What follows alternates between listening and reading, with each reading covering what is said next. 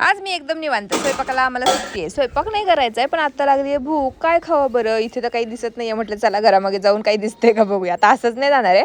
पपईचं झाड आहे मागे आणि त्याला मी बघितले होते 2-3 पपई आणि पिकल्या आता त्याच्या आता. म्हटलं चला अहो काढून द्या ना मला, कारण माझ्या हाताला तर येत नाही. त्यांनी एक काढून दिली, पण एवढीशी ही पपई. केळ तरी याच्यापेक्षा बरं.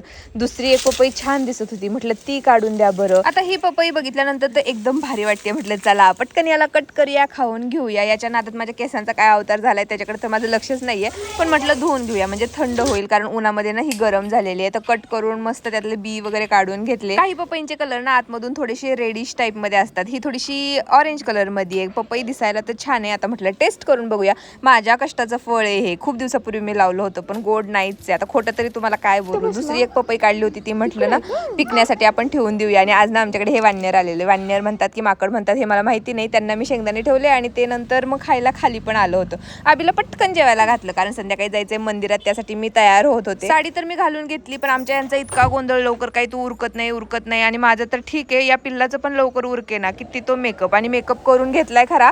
गेल्यानंतर लगेचच झोपी गेला. आता कीर्तन वगैरे झालं, त्यानंतर जेवण वगैरे करून रात्री 11 वाजले आम्हाला घरी यायला. आल्यानंतर माझ्या लक्षात होतं की आज मूग घालायचेत मला भिजायला, कारण उद्या मला याचे चिले म्हणा किंवा उत्तप्पे बनवायचेत नाश्त्याला. त्यासाठी तिथे मूग भिजत घातले. चला भेटू नेक्स्ट व्लॉगमध्ये. तोपर्यंत बाय.